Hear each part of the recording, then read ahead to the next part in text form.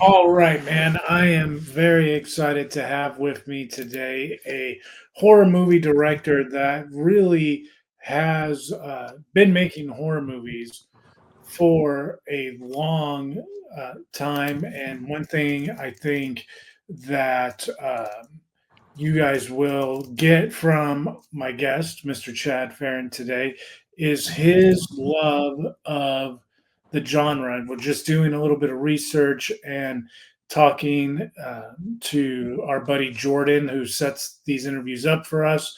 You know, this movie based on a serial killer, Ed Kemper, which it freaked me out because I guess this dude was killing people like an hour and a half away from my house. Um, the story though, man, is really really compelling. Like the movie in itself, I was getting like Norman Bates and his mom vibes, and I was getting like Summer of Sam vibes and everything else. And again, the movie is called Ed Kemper, and it really is a really awesome performance driven horror movie. And the writer director of it again is Mr. Chad Ferrin. So thank you, man, for joining us, and congratulations on the movie. Oh, thank you, and thanks for having me. Um, So you have been doing, and researching the interview. You've been writing and directing for a while, and seems like the movies that you have done in the past, like you're checking every like subgenre of horror off, and so you have gotten to do a lot of cool stuff, and it was fun to look at your filmography just because that was my goal coming out of film school too is like I want to make a horror movie of every subgenre of horror because there's no other genre with as many subgenres in it. Right. And um, this movie though, this Ed Kemper movie, I had never heard of Ed Kemper until watching your movie. What was it about him that compelled you to make this movie, to find his story? Because after watching the movie, I definitely researched the guy, wanted to know more. Sure. But how did you come across the story of Ed Kemper? A producer friend of mine named Mike Muscal, he contacted me on Facebook and he said, "Hey, I see you just did a true crime film, Pig Killer, and it seems to be getting a lot of buzz and getting a lot of success. And I've got a script here written by Stephen Johnson, who he had done Ed Gein, Ted Bundy, Hillside Strangler, Starkweather. I mean, this guy's the true crime master screenwriter." And I said, "Well, send the script over." But I can tell you right now, I make these things fast and cheap. The budgets are usually 100 grand, and we crank it out in 10 days. And if it's something you guys might be interested in, then send the script. Otherwise, don't waste my fucking time. And he said, "No, no, no. Hey, man, we just want to get it made. We like what you're doing. We like your style. Let us know what you think of the script." They sent me the script, and I couldn't put it down. It was, an amazing script, and I was familiar with Ed Kemper because I used to have this encyclopedia of serial killers. It had a little yellow jacket, and it had every serial killer alphabetically in a little paragraph on what they did and how many people they killed and how they did it and how they got caught. All the little tidbits, and Ed Kemper stuck out in my head just because he cut his mother's head off, had sex with it, and then stuck her larynx down the garbage disposal. So I knew I was familiar with it, and then reading the script, I was like, okay, if we got to do it for this budget, I want to get the period correct and all these certain things that are important to me as not only an audience participant, but also as a filmmaker. So once I found out that we can get the cars, we can get the period correct clothing, we can get these things under this tight budget, I started to hone down the script to kind of make it more about the mother-son relationship, to kind of make it an easier filming experience, just because of budget constraints and things. And Right. then we were off and running, and it was a blast to shoot, and the performances I felt were some of the best I've ever experienced. And it's one of those things when you're doing true crime, you want to get it right because there's so many people who know the story, and you know, and that was one of the important things to me, is just getting it right. And Stephen his script was so accurate. I mean, everything, the names, the dates, the every little nuance, and this was a script that was written, almost 30 years ago. So I mean, it's pretty amazing. He did all the heavy lifting, so to speak. The thing too, you mentioned it. So many people know the story, but I would imagine there's got to be a little bit of pressure, at least, with knowing that this is like real people's story. As far as not only do people know the story, whether they, however they found Ed's story, but this is a story that butterflies effects into all these people's lives. So Sure, sure. that I always have thought, because I'm a sucker for true crime stuff too. The Netflix is really just pumping out those true crime stories like a drug, man. I need my fix. Right. And the the thing that always gets, the discourse that there always is there's the filmmaker discourse, and then there's the people, and I love the people, but the people who love to throw any white flag over anything, and they're always like, this is real people, blah blah blah blah, and it's just like, yeah, but like, can we separate the art from the artists a little bit and understand that these people are not the serial killer? Right. Well, That because that brings up a thing of, then should we not make war movies? Should we not, make, sure. anything, space travel? Because, people died in the Challenger explosion. I mean, there's certain things that you're like, I think everything is fair game as long as you're, I hate to say respectful, because I think even that should be thrown out the window. If the filmmaker is making it because he believes in it and he's whatever, I mean, that's the bottom line. And if it gets released and people see it and people love it, people hate it. I mean, that's kind of how it always is with cinema. And I think because of the internet, people have become more vocal, especially with their hate or detestment of the filmmaker in particular.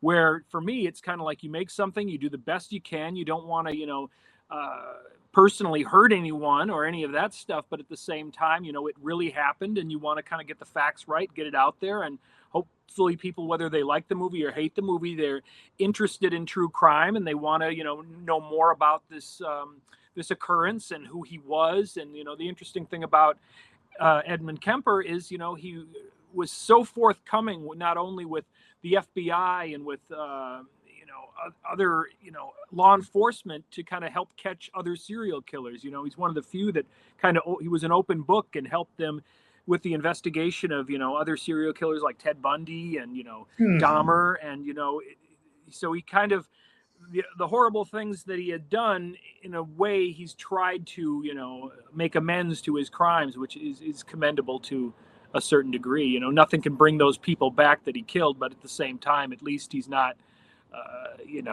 denying that he is culpable for the crimes that he committed, like a lot of serial killers have been. Well, that's one thing that I noticed right away with the way that you guys, I mentioned how you directed, but how Brandon Kirk plays him is he plays him as like this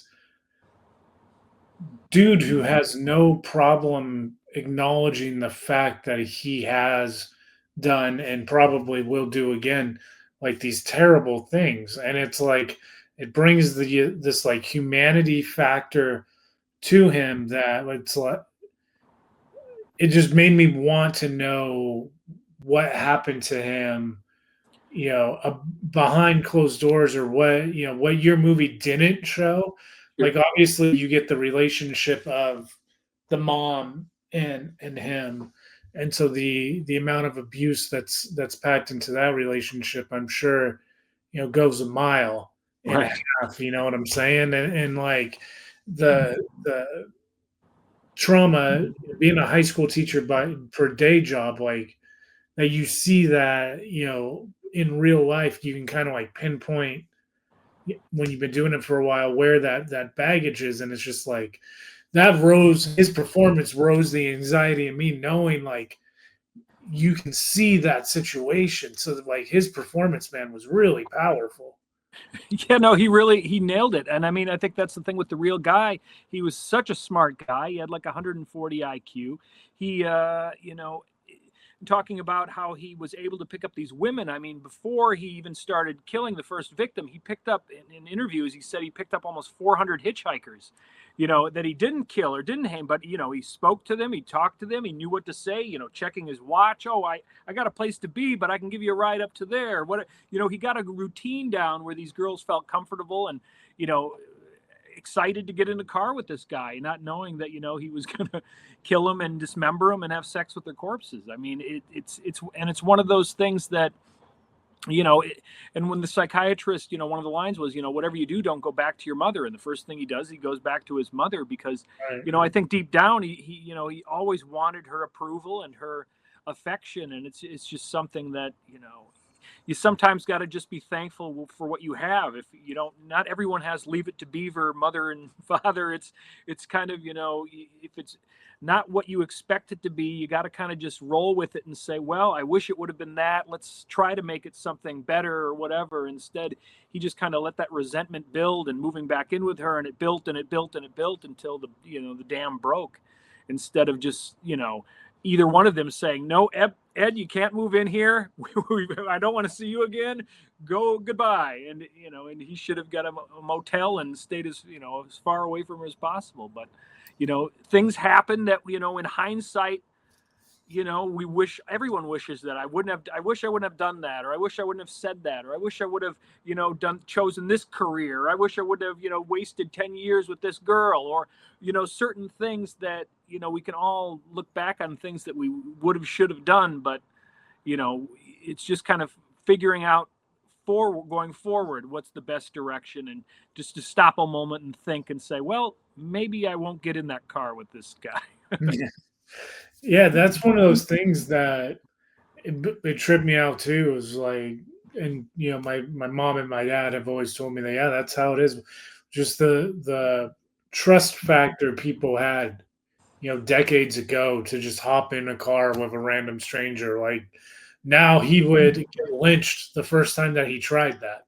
Right, And right. it's like, and so it's crazy to think that, and it's not like he was alone. As far as that goes, just, picking up a hitchhiker, man or woman, but just Sure. how willing people were to just hop in a car. And um, But I think it still exists to this day. I mean, there's so many you hear about, a 15-year-old girl or boy showing up at some guy's hotel that they met online, and, all these different things. And you're just like, it's just kind of, instead of a car, it's, the internet or the phone app or whatever it might be, that sure. people are finding and doing stuff that you just read about. And you're like, oh, this is insane. But I guess, it's always been happening, just in a different, way, whether it's Yeah, getting in a car or getting online and finding some stranger in a motel room and then, getting raped and beheaded by him, that's a really good point. Like, the Uber thing is really just hitchhiking, but the security of, oh, I signed up on an app, so I'm gonna be safe. Like, right, right. yeah, that's a He's really got good, 5 stars. This must be good. yeah. the the range of emotion that you had your victims play when he's picking up the girls was very, like, it was very widespread. But the one that tripped me out the most is the one that goes into the back seat, locks the car, Right, right. and then, spoilers, things happen. I don't want to spoil it for people watching, but anyway, the situation which unfolds was like, man, the victim common sense factor was like missing on her. I was curious, is that a true story that he, like, told somebody, No, or yeah, no, that's a fact of what happened in his interview that he said. And it was one of those things, that part wasn't originally in the script. But when I, went through the script again, I did all this research, watched Ed Kemper's interviews and all these things from prison. And that was one of the stories of the girl. He was, had her gagged and trying all these different tapes, and had her get in the, on her mouth and all this stuff, and then had her get in the back seat. And he gets out of the car and he forgot it. He locked his keys in the car and left his gun on the front seat. And he's walking around to try to get in, and she's looking at him like, "Oh, you locked your keys in the car." And then he looks at her and she opens the door for him. And it's again one of those things. And I think, especially if you're like, she was a 15-year-old girl at the time, there must have been some, she of course didn't think he was going to kill her. Maybe she thought it was just some messed up game. it's one of those things again. Hindsight is 2020, but I've done a lot of stupid things when I was a kid, and that you look back on, and you're like, how could I have ever done that? And I think that's one of the things that happened to her, and it's unfortunate, and crazy, and some people. We had a screening at the theater just last week, and one of the questions from the audience was that same thing, that they were just flabbergasted that someone would have done that, but no, that was Yeah. a factual thing that happened. Wow. Um, and looking at the cast for this, one is fairly noticeable right off the get go. You have a cameo by the great Lou Temple, Sure. um, which I had. We were at a convention together. Our channel was had a guest table, and he was a guest. And the convention was like a total dud of a convention. And so we were both super bored. The promoter was like coming by trying to overcompensate, and both of us rolling our eyes as he was doing it, like brought us together, and we had a super dope conversation. So he seems like a really cool guy to work with.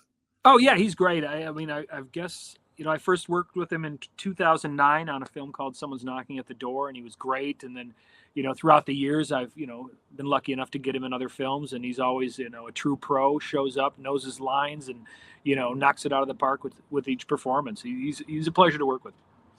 And the other dude who I noticed on your thing, and I wasn't surprised when I saw, but he's come on our show a ton of different times, and he was the devil figure in your film, and that's Joe Castro. So that's cool to see that you got to work with Joe. He's been on, half a dozen times or more talking about. Oh yeah, Joe's fantastic. Again, I've worked with him, on the last six films. I think it was, as special effects, he's amazing, and then his acting was, great playing the devil. He asked me if he could play it, and I was like, of course, and he knocked it out of the park. He was great, and he's just one of those guys who he lives and breathes film, and is a game player, and never complains, no matter how low the budget, no matter what it is. He puts in 110%, and you always get a great not only effects but now a performance out of him. But the big two, obviously, in this thing, I got to ask how you found them or they found you for their roles, because they were perfect. And Brandon Kirk, as Kemper, and then also Cassandra, I hope I'm saying her name, Gava, as Maud Kemper, his mom. Those two, man, when they're on screen together, like the anxiety level just rises substantially as they, exchange. I will say that I thought it was interesting, and you captured this really well. The combination of the three of you guys, and then your crew, all of you, really, but captured the rising sensation of him killing her, like with their dialogue, Right. because he starts standing up to him for himself more and more and more. How was it, finding these two, or did they find you, or how did the three of you come together? Well, for Susan Prever played Clarnell, the mother. I had worked with her previously on a film called Night Caller, and she was great in that. And then I worked with, and Brandon, I also met and worked with him for the first time on that film. And then we did the sequel together, Scalper, and they were both fantastic. And Unspeakable Beyond the Wall of Sleep, and a Lovecraft film we just did with both of them in it. And they've been great no matter what. And then when it came time to do Ed Kemper, I sent both of them the script. And for Brandon, he had to audition about 5 different times, because we saw about 20 different guys. Some guys were 7 feet tall, some were 6'8", a ton of different guys, and some were okay, some were pretty good. And but Brandon, he was amazing, not only in his audition, but also I'd give him direction, he would come back, nail it. And I also knew that he would have no problem with the nudity, he'd have no problem with the violence, he'd have no problem with anything, because anytime you pick an actor, especially when you haven't worked with before, and you get there and you're like, okay, you've got to get naked in this scene and rape this girl down on the gravel road, and they're like, I'm not doing that. So you want someone who's like, hey, no problem, and he's pulling his pants off, getting naked, rolling around in the gravel, and you know that he's not going to complain or whine about it after the fact, or not show up the next day because he sprained his pinky. He's going to give 110% and not whine about it. And the same thing with actresses and whatever. If they say, I've got no problem with nudity, and then you get there and they're like, oh, I'm not doing that. It's kind of, it's the same goes with a good performance or any of this stuff. It's 90% of a director's job is in the casting, and if you find the right people who are as excited and thrilled to be doing this as I am, then your job is easy, because every day they get there, they have the same energy you do, and they're just thrilled to be a part of it, and they want to do the best that they can, and there's no qualms about the low pay or the bad food or the long hours. It's just kind of like, hey, we're making a movie. And Brandon and Susan, they have that same strive for making the best thing we can, and with the limited budget and the limited time, and you go in there and you nail it. And they were both fantastic. It's cool that the structure which you describe when you make your films, because watching the Academy Awards and Nora, which was a good movie, Nora winning all these awards, and every time they get up there, they're talking about the budget, Right. that it was only $6 million. And it's an independent movie because it was only $6 million. Wow. And we've been lucky. We've made film, a short film, and then like a mini feature. And the concept was Ghostbusters meets The Office. That's great. And we made the first one, the short, for like $200, Right. and we made the mini feature for like 1,000. Was after we got locations and everything, that we were able to. And it was just like, I was looking at my dad, and I was just like, man, in the horror genre, if your budget is ending with the word million, that's not an independent horror movie. Like, No. and it's so that blew my mind. And people, I don't think, who aren't like within making film in some capacity, would necessarily be able to understand that. But that, to hear you like say what you're doing with what you're doing and the time frame thing and everything, like that's much respect from me, coming out of film school and doing doing the film stuff on the side, trying to make a name. Like, you make more with less. That's all, the only way to do it. And Sure. that's really cool to hear you kind of like validate that mentality of you crawl your way up the ladder, but you're always sitting there. And to be able to do indie horror is to do more with less, really. Yeah, no, completely. And I don't think a lot of people get that, because, the more money you spend, the more money you have to get back for investors. Yeah. And anything over $100,000 these days is really hard to recoup, unless it gets, it hits a nerve and the audience, flocks to it, whether it's, Tubi or any of these things that it eventually streams on, that people still have to be watching it to keep the revenue going and coming, and make, over, if it's a $500,000 movie, I mean, it's good luck. It's not easy. Yeah. I've known a lot of filmmakers who spend way too much money and then they never get it back, so, and it doesn't really, it used to be you'd have to, hit a major festival like Sundance or Toronto or something, and then, you'd easily make it to the top. But, these days, even that is like, the amount you're getting from what you used to get if you played those festivals is like half of what it used to be. So for me, it's like, if I can find an investor that's cool with investing their money, and I always tell them, eventually, if the budget's low, you will make your money back.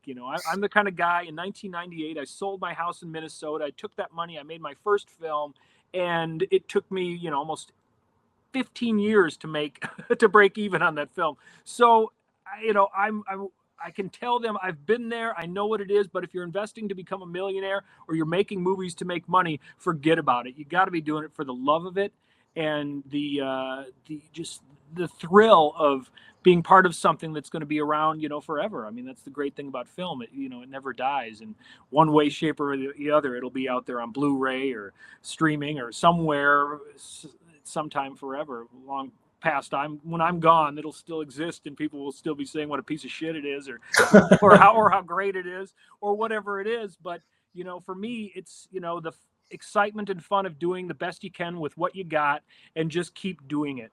I don't let, if Ed Kemper bombs or everyone hates it, it doesn't bother me because I'm on to 3 other movies.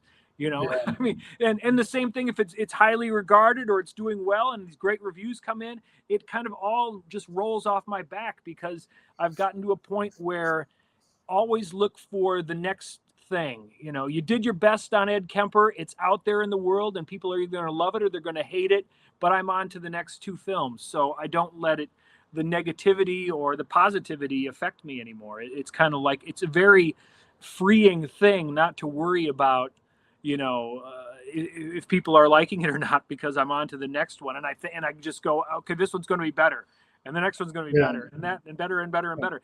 And I learn from the things, not only writing a good script, but trying to get better at it each time instead of, falling into the same routine of making the same film over and over again. It's always got to be new, refreshing, and exciting to me, as an artist and as a film lover, before I kind of give it the go and say, okay, it's as good as it gets. We got 10 days. Let's crank it out, and then do it. No, that my wavelength is pretty much in line with yours, man. I agree with pretty much everything you said. Like, Okay. the only thing that I would say that we haven't touched on, but you kind of touched on saying it, that you worked with them a bunch in the past, is what I call the Rob Zombie filmmaking mentality of surround yourself with like the closest people, and they will just kind of follow you along.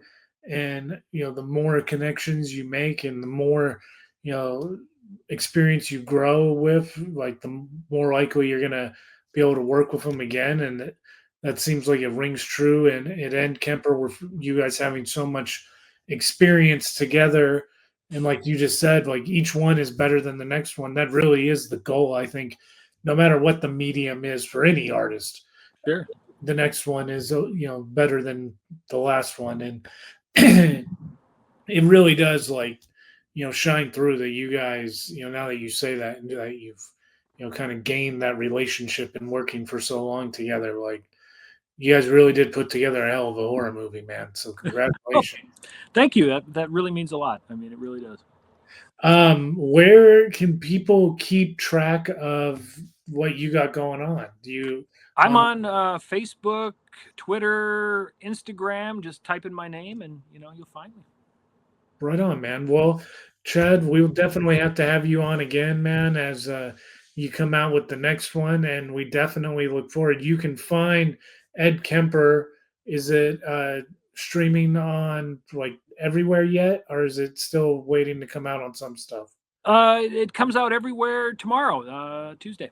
Oh, okay. That's actually when this is getting posted. So upon you watching or listening, you can find Chad's movie, Ed Kemper, everywhere. So go check it out, man. Awesome. So again, thank you, buddy, and we will have you on again in the future for sure. Sounds good. And